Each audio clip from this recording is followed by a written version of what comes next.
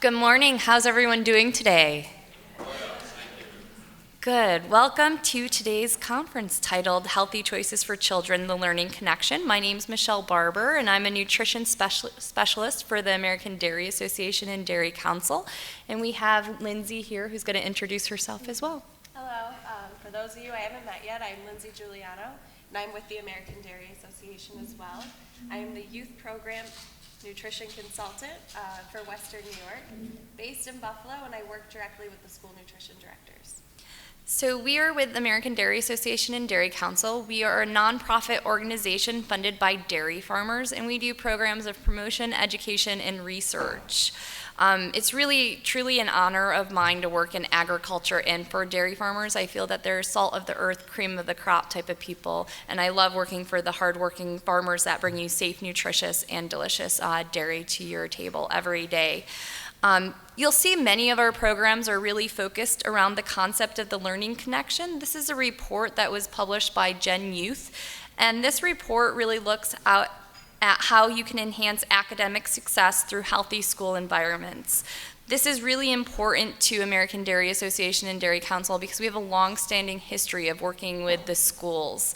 And we really understand the vital importance that improved nutrition and increased physical activity has in creating an enriching environment for students and a readiness for them to learn as well. We have a really exciting day planned for us today, and we welcome everyone here in the room and everyone that is joining us via live stream, which is the first time that American Dairy Association is live streaming a conference. So our objectives today, we have three. Understand the health, social, economic, and educational implications related to food insecurity in Western New York.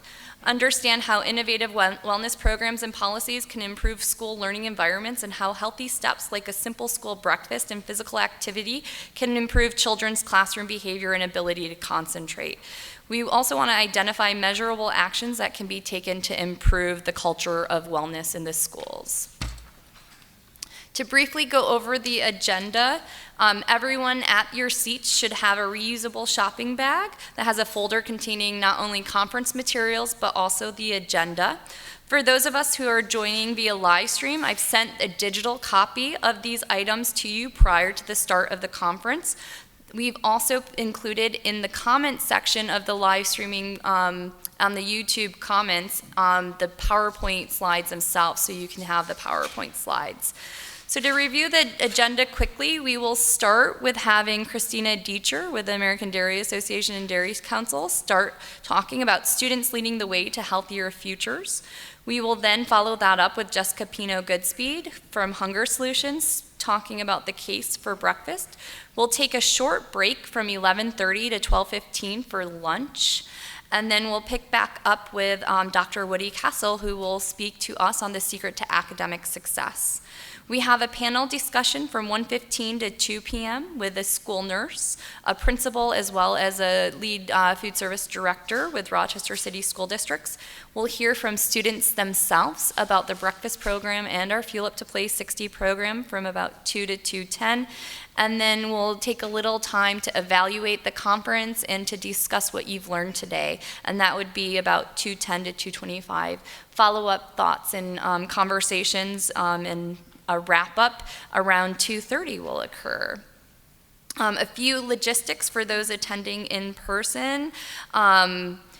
Is the bathroom is just right down the hallway. I'm sure you've already visited it this morning. We've started early. And for those that are attending via live stream, please feel free to comment or ask questions in the chat box. These questions will be directly directed to me, and I will be able to ask the speakers those specific questions that you have. So without further ado, it's really my pleasure to introduce to you Christina Diecher. I refer to Christina Dieter as our Fuel Up to Play 60 guru, because anytime I need to know anything about Fuel Up to Play 60, or anybody needs to know anything about Fuel Up to Play 60, I direct them to Christina. She knows all in this capacity. Christina attended Siena College and graduated with a bachelor's degree in marketing and management. Shortly after graduating, she traveled to South Korea, where she was able to fulfill an ambition she has always had, which was to teach elementary education. There she taught English as a second language to kindergarten through sixth graders for 2 years. During her first few days of teaching, it became apparent the lack of physical education that was offered to students in their curriculum, especially for those girls. At almost every class after that, throughout the next 2 years, she made it her mission to always incorporate physical activity into her lesson plan. Upon her return to the United States, she found a position that could utilize her educational experience in marketing, as well as her experience working in the school environment and interacting directly with students. We were really lucky for Christina to join American Dairy Association in November of 2011 in the Child Nutrition Department as the coordinator of youth programs. The main function of her job is to assist schools in implementing the Fuel Up to Play 60 program, and the reason why I call her our guru, which is an in-school nutrition and physical activity program launched by the National Dairy Council in partnership with the National Football League. Every day, she gets to help students eat healthier and reach those all-important 60 minutes of physical activity per day, with the help, of course, of school district faculty, staff, and administrators. It's really my pleasure today to have Christina speak to you a little bit about our Fuel Up to Play 60 program.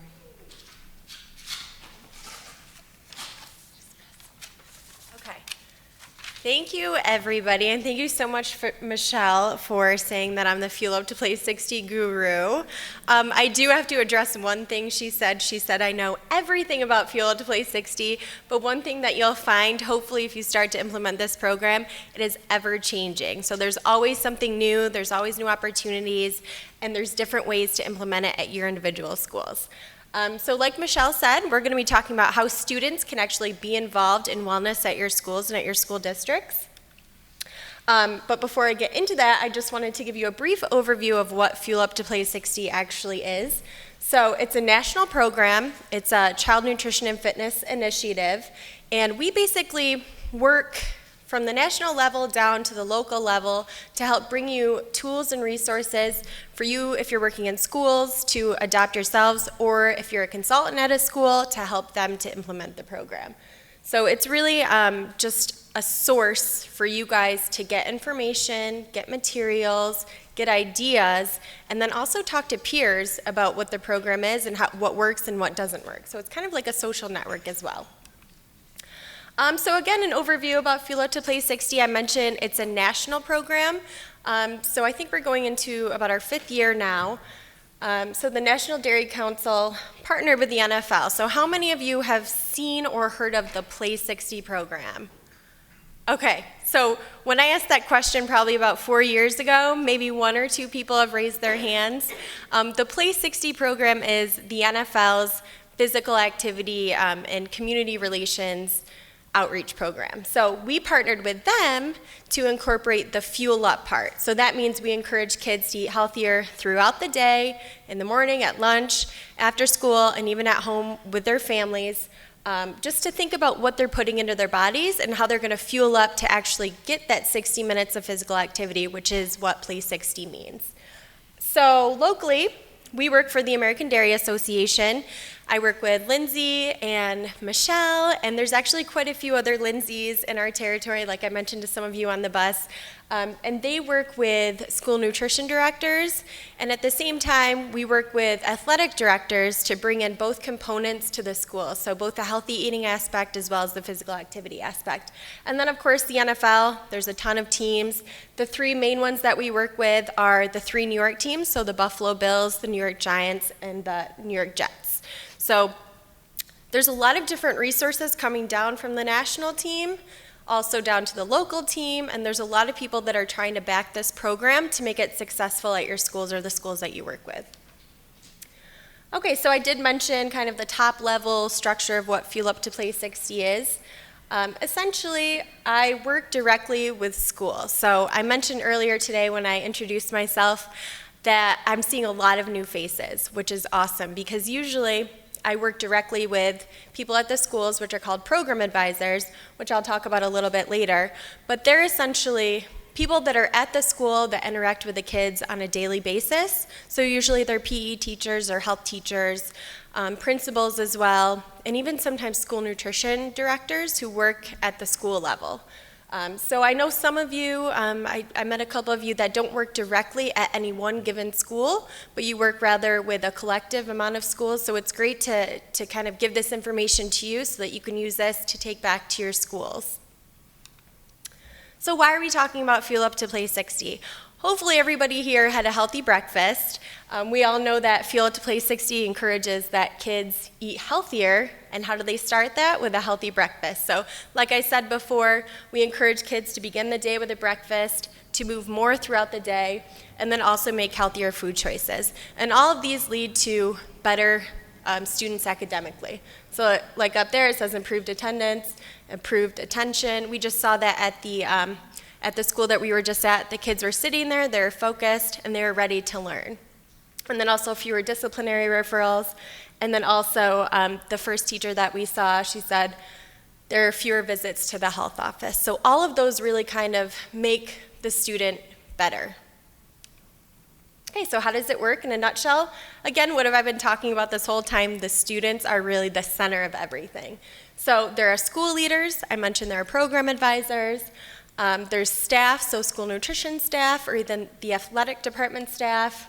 Parents are definitely a huge factor in making this program successful because obviously they care about the wellness of their kids. And then community leaders. So my team and the NFL, we're here to support you all as well. And this all leads to lasting improvements in nutrition and physical activity at school. Thus, Fuel Up to Play 60 is a success. So I'm just going to break it down really quickly because I think some of you, this may be a new concept or you may not be sure about where to start after today. So I broke it down into 4 steps. The first one I mentioned before was to become a program advisor, or I mentioned that there are program advisors, so the first step would be to either become that program advisor, or in your case, find that person at the school or the school district who has already taken on that role. And that's something that our team can help you with because we do have a database of all of the program advisors and supporters that have already signed up at the website. And that website is actually pretty important. It's fueluptoplay60.com. That's really the hub of this whole program. So we don't want kids to sit online, and spend their whole day on the computer. Obviously, we want them to get out there and stay active, but this is where the adults can go to get all of the resources that I talked about, and I'll go into further detail about that a little bit later. And obviously, the whole theme here is the NFL. So a lot of the words that we use here, like Fuel Up to Play 60 team, playbook, they're kind of going to come into play here. So we really wanted to create a sense of team at Fuel Up to Play 60 school. So obviously the students at the center, like I said before, so you really should try to find those student champions at the school, maybe that already work with the program advisor, or maybe they're student council leaders, or they're on the wellness team at their school. They're the ones that are going to give you the input, and they're going to tell you what they actually want to see at their school. And I found, since working here for actually 4 years tomorrow, the students love being given a mission. They love to see, what is the end game and what can I do at my school, at my local level to make it happen. There is also a Fuel Up to Play 60 dashboard for students, which gives them more ways to interact. So there's different challenges that they can do, surveys, polls, and those kind of things make them feel like their words matter, their opinion matters. And Michelle mentioned before that we're going to have a couple students come up here and speak on a panel, so I'm super excited for you to actually hear it from them directly about this program. So step 2 is the School Wellness Investigation Survey. This again is found at fueluptoplay60.com. In the past, you were able to submit the survey online. It was actually a requirement to submit one of the grants. That's no longer a requirement, but I still really encourage schools to take this survey. It's actually super short. You can download a PDF of it, and it asks you very simple questions about healthy food choices at your school, physical activity opportunities, and then also what's the community involvement and how are parents involved. So it's really simple, and I also encourage you to get your students involved. What I found has worked is that the program advisors will give this survey to the students and have them go find the answers to them. So have them go to the school nutrition director and ask them what kinds of foods are served on the menu. Have them go to the PE teacher to ask them about physical activity throughout the day, and then the principal or the health teacher. So it really gives them an ownership of this. And then at the end, you actually get a score. So you can tally up all your points, and it'll show you where maybe there's room for improvement. So step 3, and I believe you have this in your folder. This is the Fuel Up to Play 60 playbook. Again, the NFL lingo there. So on the left-hand side, it's 50% fueling up, right? So we have 5 different healthy eating plays. These are just the ones that are highlighted this school year. So if you go online to fueluptoplay60.com, you'll actually be able to find about 45 total plays. So that's really your idea book. I'm going to talk about grants in just a second, and that's why these 10 plays are chosen, because these are the fundable plays for this year. So on the left-hand side, you'll see the 5 different fundable healthy eating plays, and then the 5 different physical activity plays. So just to get into more in depth about what the healthy eating plays, you're going to hear from a couple of people about some different strategies later on today. You saw one big one today. It was all about the breakfast in the classroom program. There's also different options like reimbursable vending, grab and go yogurt smoothies, parfaits, or different ways to add cheese to your school menu. So, and also one thing I want to mention is you saw the breakfast in the classroom at the elementary school level, but like I said in the beginning, this is a customizable program. So it's not a one-size-fits-all. Just like Deli said in the classroom, you have to figure out what works at your school with your students and with your staff. So the physical activity plays, I love this graphic because one of the plays in your playbook is in-class physical activity breaks. It says this is a brain after sitting quietly, and then a brain after a 20-minute walk. Even if it's not for 20 minutes, if it's for a quick 2-minute get up, stretch out, do something really quick with the person next to you, their brain is going to be more active, and then they're going to be ready to accept the stuff that the teacher is teaching them. So there's obviously a correlation between physical activity and your brain's receptiveness. So step 4, I alluded to this a little bit. There's different challenges and campaigns that students can participate on their student dashboard. There's also different campaigns. So in the spring and in the fall, there's different national-wide campaigns. So last spring it was Fuel Greatness. So we were asking kids and program advisors across the country, how do you fuel yourself for greatness? So we would ask them, what's your end goal? And how are you going to fuel your mind and your body to get to that end goal? And then there's also new weekly challenges. So perhaps one of the challenges would be to have the student go home and talk to their family about what they should be purchasing at the grocery store so that they have healthier foods at home. And then they would go online and log that. And then there's also local contests and local Fuel Up to Play 60 forums. So these are things that we do with our 3 NFL teams almost all of the time to really make this program fun and bring it to life. So there's a few people here who probably have had some of these students come to these forums, and what we do is we try to bring a lot of kids from different schools, a lot of program advisors from different schools, bring them to one place to show them what other opportunities they can do. And another great thing about this is that they see they're not alone doing this at their school. They're not in a little bubble. There's other people doing the same things at your school, but you're able to share ideas when you come together. And then I mentioned before about the grant opportunity.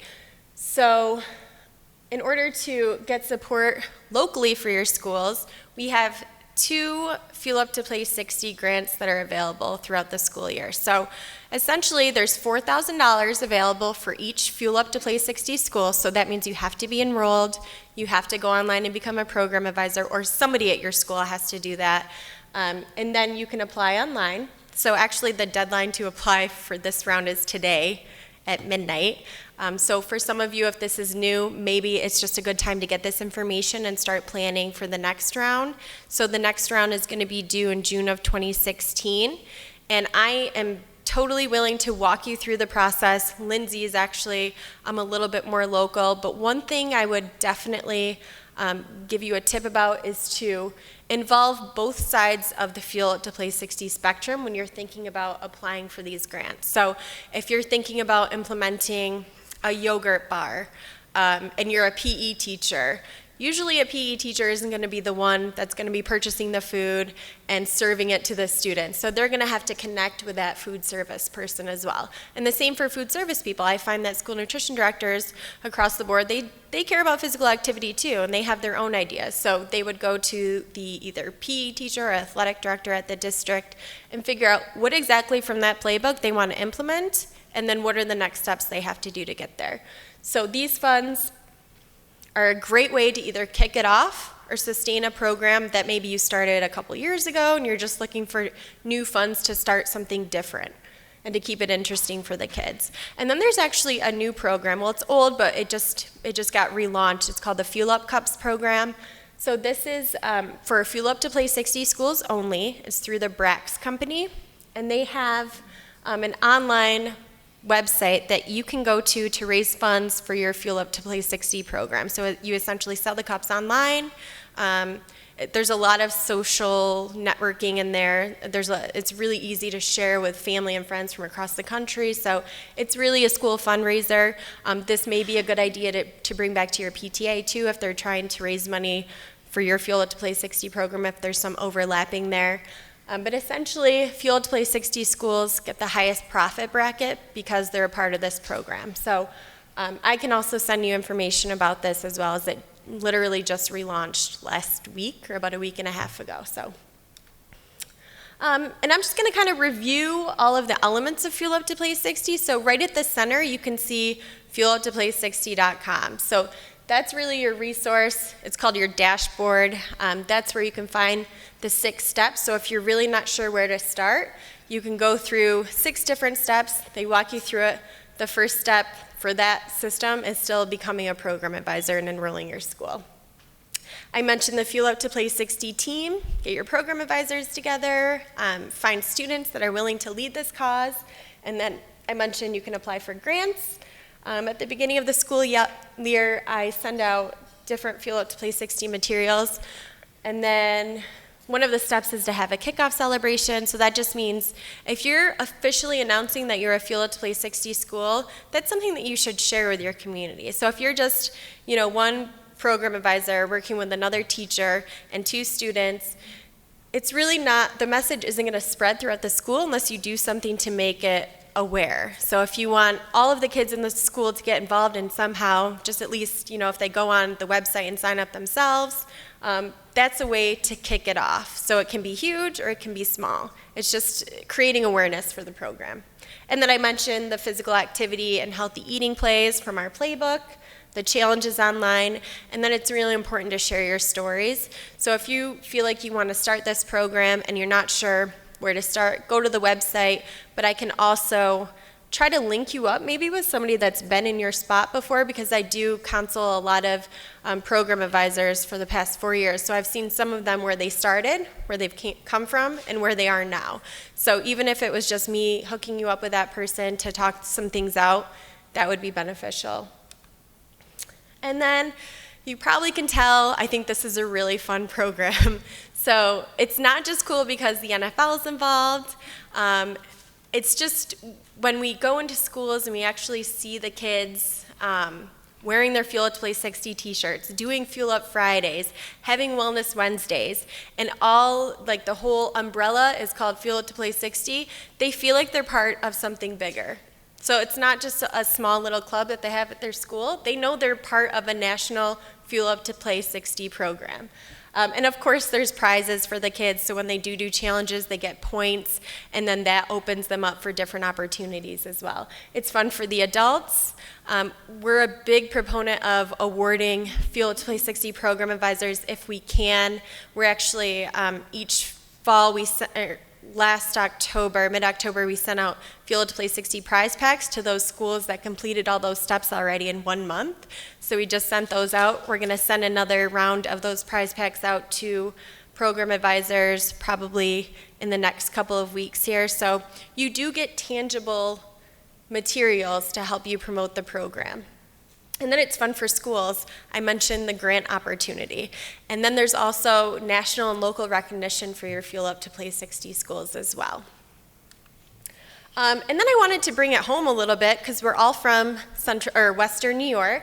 So I wanted to spotlight some different things that our Fuel Up to Play 60 students and program advisors have been involved with over the past year. So over at the left, you can see CJ Spiller, who's no longer with the Buffalo Bills, unfortunately, but he was our Fuel Up to Play 60 player ambassador for 3 years. Right after that, he actually was gone. He was sent away, so it's kind of sad, but he's there. That's a photo shoot at the field house, so we invited one of our Fuel Up to Play 60 schools to send 10 kids. They had to be a touchdown school. They had to, fulfill all the requirements to get invited to this, but they got to do an intimate photo shoot with him. And there was also administrators and teachers that were a part of that as well.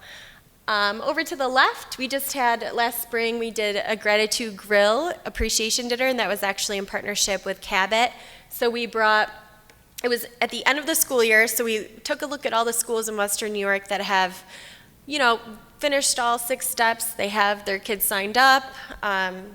They maybe, communicated to me that they've gone above and beyond what they really had to do as program advisors. So this was our way to reward them. We invited Thurman Thomas to come out to the Buffalo Bison's stadium. We had a nice lunch for them. They got to meet and greet with Thurman Thomas, and then we all went out on the field. And then at the center, we actually have New York State Fuel Up to Play 60 ambassador. His name is Joey LaPica. So each year we have probably about 3 students from across the state of New York, and then a few from New Jersey and Pennsylvania as well. So they're called our state ambassadors, and they are like our traveling cheerleading team. We actually just brought them to Chicago last year for a national summit, which you can see, it's not up there, but he did go there. And they come with us to different conferences like this, and they speak about the program. They speak to other kids. They go into the schools. They speak with Fuel Up to Play 60 NFL players. They're really the people who you really want to hear the messaging from. So it's cool for us to have kids like him on our side, but it's also really cool for them. Like, how cool is that? He's one of 50 students from across the country that got to go to Chicago for this big summit, and now he's taking what he learned and applying it at his school. And then we did something over the summer at the Buffalo Bills training camp right here in Rochester at St. John Fisher. We had Steve Tasker come in and speak to our program advisors, school nutrition directors, and then some other people from the community, just kind of encouraging you to keep it up and then think about what your plan is going to be for the next school year. And then, of course, they got VIP treatment and got to go to view the actual training afterwards.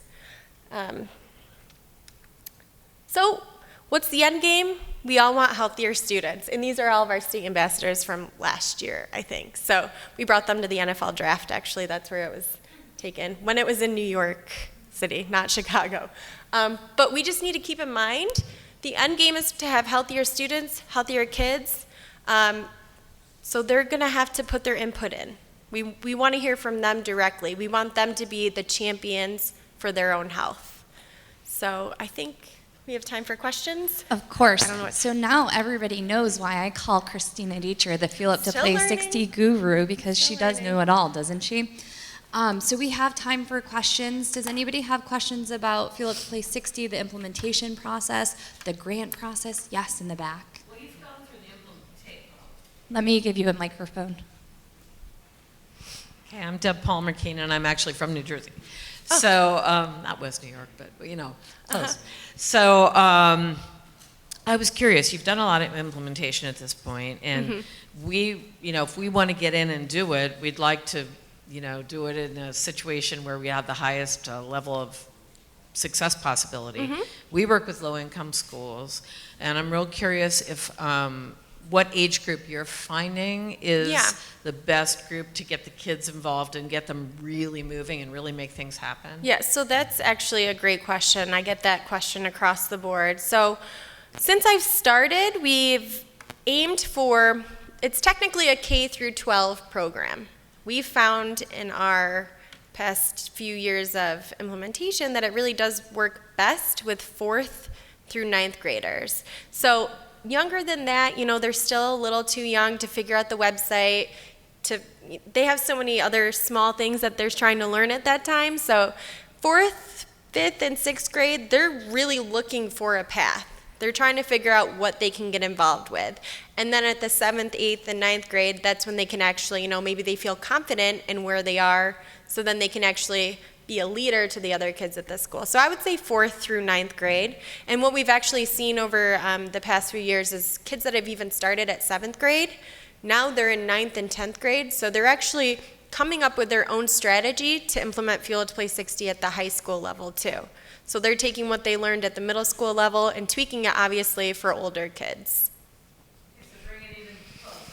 Bring it even closer in. So Middle we're just school. getting started. Should we start middle school? I would say That's- middle school, that's what I and then probably 7th grade if it starts at middle school.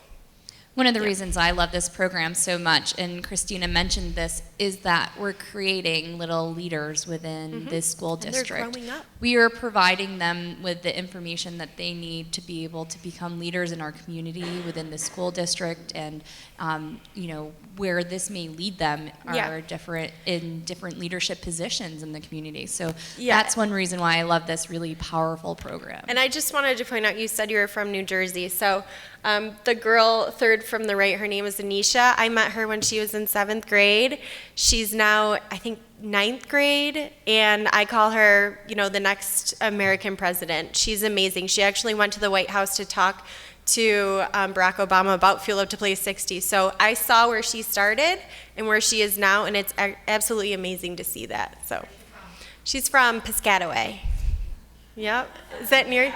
Okay, Quibbletown. Yes, Quibbletown Middle School. Yep. Do we have any more questions for Christina? And I'll be here all day.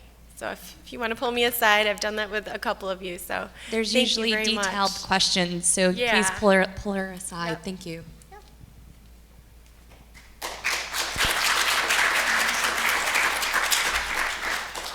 Thanks, Christina. So our next presenter is Jessica Pino Goodspeed. She's a child nutrition program specialist with Hunger Solutions. And she serves as a child nutrition program resource for individuals, organizations, and agencies to increase awareness of, support for, and participation in the federal child nutrition programs. She provides training on child nutrition programs and issues, as well as technical assistance, including advocacy techniques and program regulation updates on the school breakfast program and the community eligibility provision. In addition, Jessica conducts statistical analysis of program provision, participation, and performs statewide and local targeted outreach to promote strategies to expand access to healthy food for low-income children in schools. She also provides support to the nutrition outreach and education program coordinators on child nutrition programs and issues. She holds a bachelor's in sociology and Spanish from Hartwick College, a master's of social work from the University of Albany, and New York State license to practice social work. She joined Hunger Solutions in 2011. Hunger Solutions is what we refer to as a very powerful partner with the American Dairy Association and Dairy Council. We work very closely together to implement different programs and to kind of have the awareness out there. So without further ado, I'd like to introduce Jessica to you.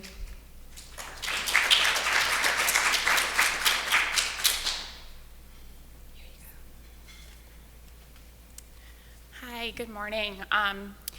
Thanks so much for the lovely introduction. So I'm here today I just want to start out a little bit about Hunger Solutions New York. We're a statewide nonprofit. We work to end hunger in New York. And really what we do in our work, as Michelle mentioned, we increase awareness for, support, and participation in the federal nutrition programs, and I'll go over which ones right after this. We serve as a program resource for schools, for communities, for different community-based organizations, different agencies. We work closely with the state agencies that implement these programs at the state level. We work collaboratively with folks like the Dairy Council and different groups that are concerned about the issues that hunger touches. And also we work on federal, state, and local level policies to contribute towards ending hunger. So what programs do we really focus on? Our nutrition outreach and education program was mentioned. We're in all but 6 counties across the state to promote SNAP, formerly food stamps. So we have a touch in most counties, so that's a great resource that we work with. Myself, I work on the school breakfast and lunch programs, and then we have another child nutrition program specialist who works on summer and after school. So I'm an in-school child nutrition program specialist, which is kind of new. We're putting more of a focus on child hunger and been able to put more concentration there as an organization. So a lot of times people think about school breakfast and school lunch as, kids eat in school. They often don't draw that correlation that school lunch and breakfast were actually established as anti-hunger programs. President Harry Truman signed the National School Lunch Act in 1946. This was a result as World War II was happening, and we saw that children were undernourished. We saw hunger was real, and that there were many young adults that could not enter and serve in the war in World War II. So as that became apparent, they realized that school's the best place to really make sure that kids get the nutrition they need. So the act was established to safeguard children and make sure their health and well-being was taken care of at the school level to make sure no kids were missing in those gaps. And also it was a focus to make sure that nutritious agricultural commodities were being used and put into the schools. So then we fast forward to many years of school lunch and later the evolution of breakfast.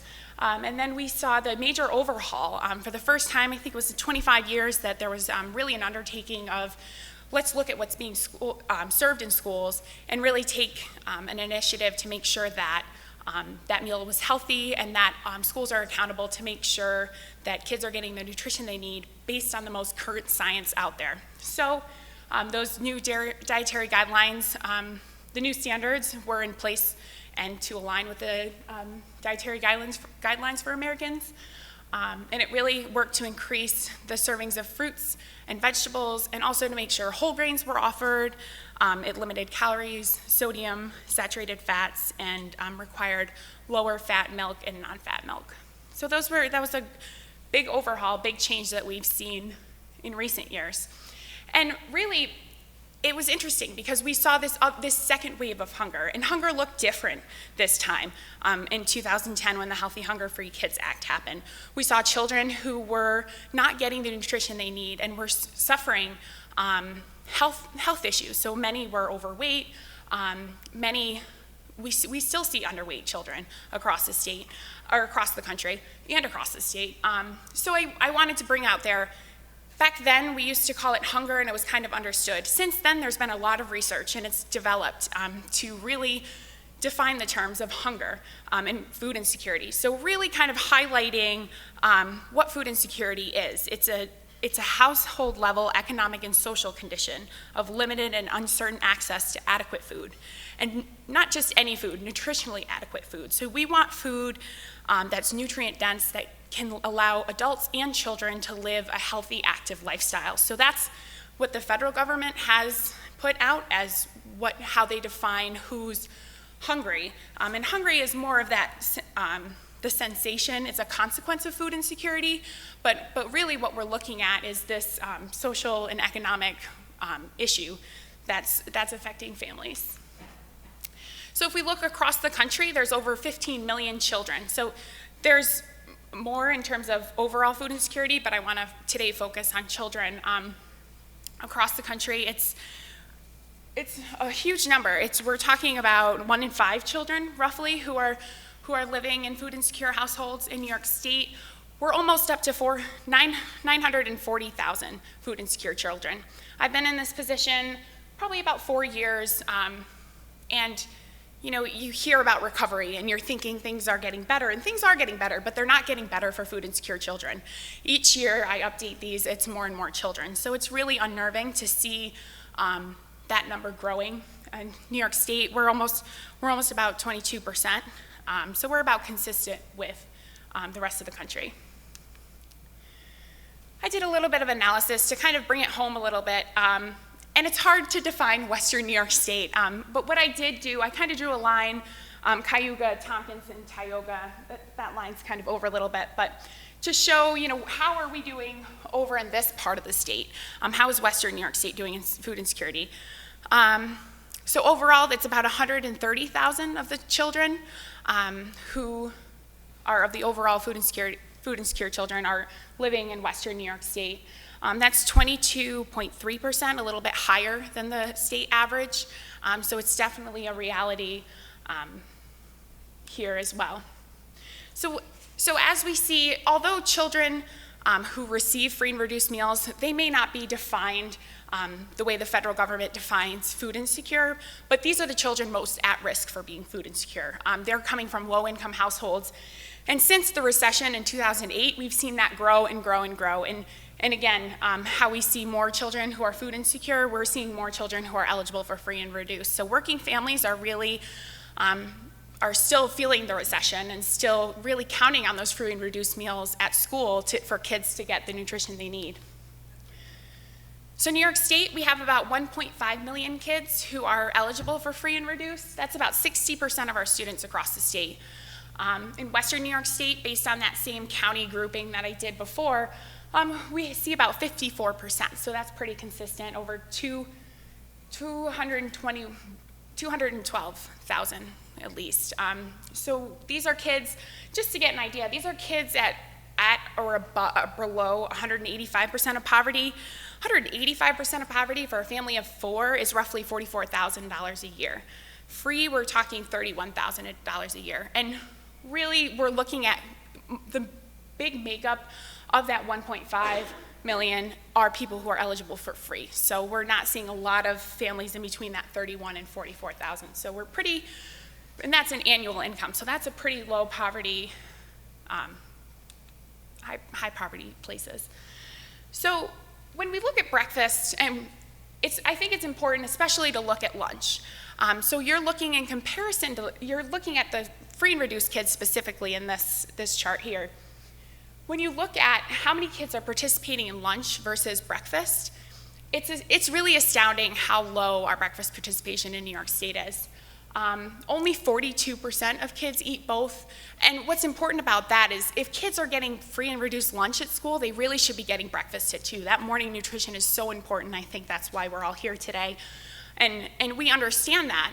And for less than half of those kids to get both those meals, they're really missing out on an important nutrition component to start their day. New York State, nationally, we rank 40th in the nation. We've stayed there for quite a long time in terms of our really low participation. Nationally, there's a standard that's set.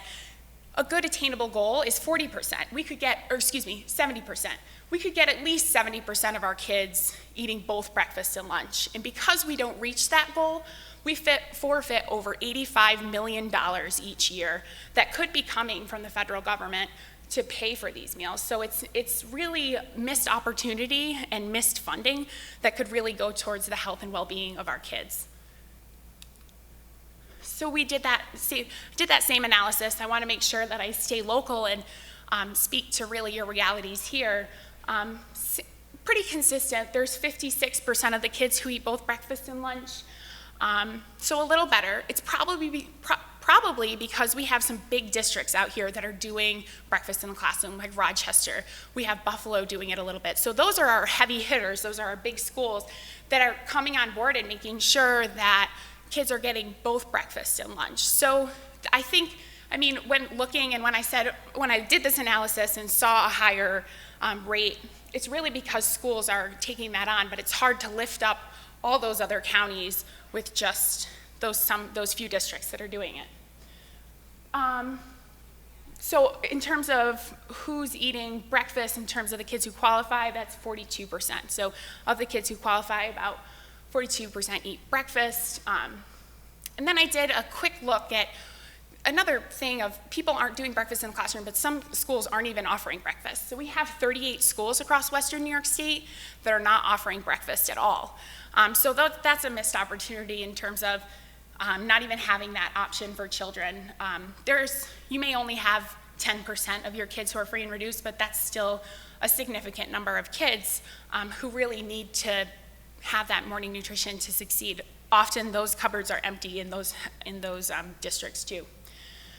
So in Western New York State, it's about $5.8 million forfeited because they do not, because Western New York State does not reach that 70% goal too. So why is this so important? Well, for Hunger Solutions, we're so concerned about breakfast because breakfast, the research proves that breakfast decreases food insecurity, school breakfast particularly. It also has positive impacts. You'll hear more later on children's health and their learning. That's why we're here today. Breakfast, the research has been growing and growing over the last several years, talking about what a positive impact school breakfast has on children. So what are key strategies to make sure kids are getting breakfast in the morning? So to ensure breakfast for every child for every day, 2 key strategies that work across the state, that work nationally, that have been nationally recognized, is making breakfast a part of the school day, which can be done in different ways, and then offering free breakfast to all children. So this morning we saw breakfast in the classroom. I just wanted to touch base and give an overall view of what that looks like. It is offered in the classroom. It's within that first 10-15 minutes of the school day. It can be delivered by staff. It can be delivered by students and picked up from the cafeteria. So it really fits differently in different schools. And it results in dramatic increases in participation. So why breakfast in the classroom? It is proven to be one of the most effective strategies. So there are different things, but when a school does breakfast in the classroom, that's really where you see those astounding increases in participation. So it really boosts participation, it eliminates stigma, calmer way. We saw this morning how quiet it was. I always walk through an elementary school with breakfast in the classroom, and I'm amazed at how calm everything is, how quiet the hallways are. It was not like that in a lot of the schools that I visited before breakfast in the classroom. Even my memories of elementary school is not that quiet. And it fits. A lot of times schools expect to feed all their kids within the first 10-15 minutes of the day in their cafeteria, whereas they feed all their kids in lunch between 5 or 6 periods. So really, those amount of kids don't fit, and it's such a misconception when you see a full cafeteria in the morning. Well, that's not really a representation of if you're feeding all your kids. So that's, I think, an important thing with breakfast in the classroom.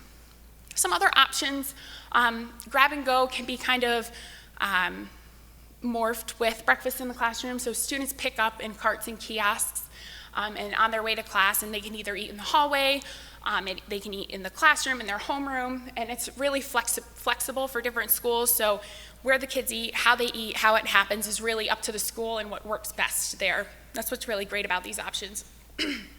Second chance breakfast, this is really good for high schools. Kids who come in later in the day who are not hungry at that first part, they can come and have a second chance to have a meal. And so it really kind of opens up that accessibility for older kids. So offering free breakfast for all, I think a big conception around this is that only those really high poverty schools can do it. Different schools have done it in different ways. So why is it so important? It really boosts participation, it eliminates stigma, and it also optimizes so you're not having to track by meal category, you're just doing a meal count, or that's a certain type of free, but also it just optimizes, you're not worrying about who's paid. It was great to hear in Rochester this morning, I know we all mentioned it, to hear that no kid goes hungry, it doesn't matter what's in their account, we'll let the adults deal with that. And so that's really what's optimal about breakfast in the classroom, is the kids don't have to deal with that adult situation. They can just eat and have it normal and be part of their normal school day. Different ways to do it, non-pricing. I've seen schools do it. They still have a good number of free and reduced kids, but they figure with their reimbursement, it's more financially feasible to just offer it free, and then they get more participation, so that makes up for the revenue of them not charging. So there is a way to do non-pricing. It's savvy, and it's a good way that schools have been able to get free meals into schools that are not eligible for, let's say, Provision 2 or community eligibility. Community eligibility, I've worked with lots of schools across the state. We heard about it in Rochester this morning. It's the case where there's a large number of students automatically eligible for free meals, so not based on applications, but rather they're free because they're a SNAP recipient, TANF, Medicaid in New York State. So there's a list of different criteria that make you automatically eligible. So if you have 40% of those children who are automatically eligible for free school meals, you can participate in community eligibility where you offer free meals for all your kids. It's a great option. We've seen huge increases in participation in community eligibility schools that have implemented breakfast after the bell with community eligibility. So a great option. And so really how to get the biggest bang for your buck is free breakfast in the classroom. So what we saw this morning, that has really been the most effective for increasing participation. More kids eat breakfast.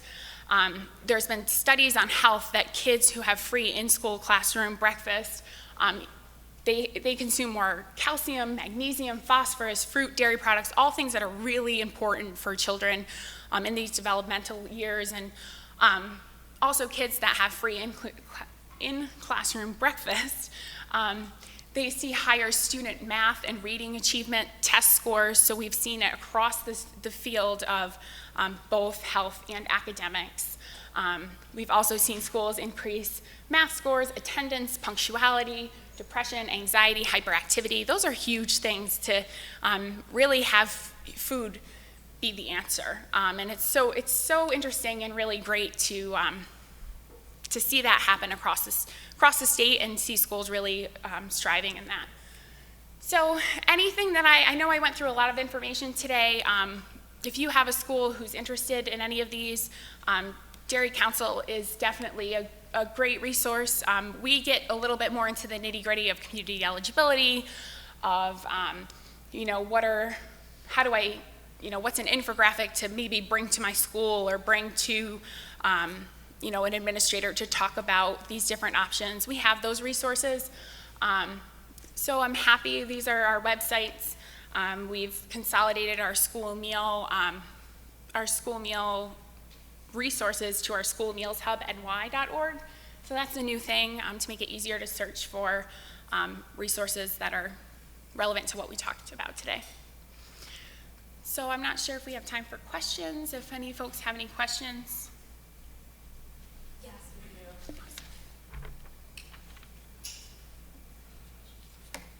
do.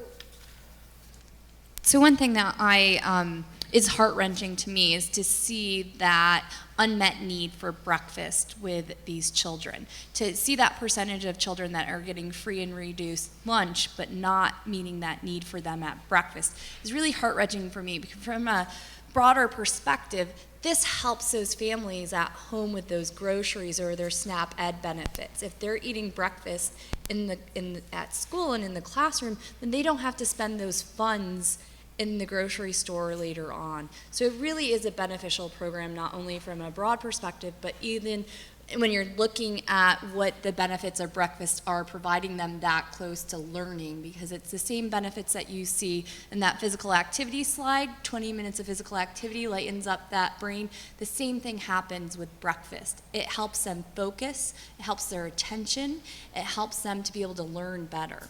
So we have questions for Jessica, and as I call Christina Deecher our Fuel Up to Play 60 guru, Jessica's really our guru for school breakfast and hunger programs. So please, does anybody have any questions for her?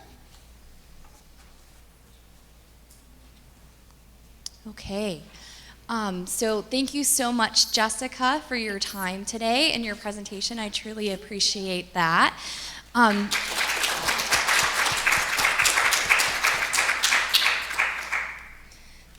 So we actually have our lunch break right now. We're a little bit early for it, but we'll be breaking from about 11:30 or a little bit before that until about 12:15. So those that are attending via live stream, please come back around 12:15 to hear our keynote speaker, Dr. Woody Kessel. Thanks so much.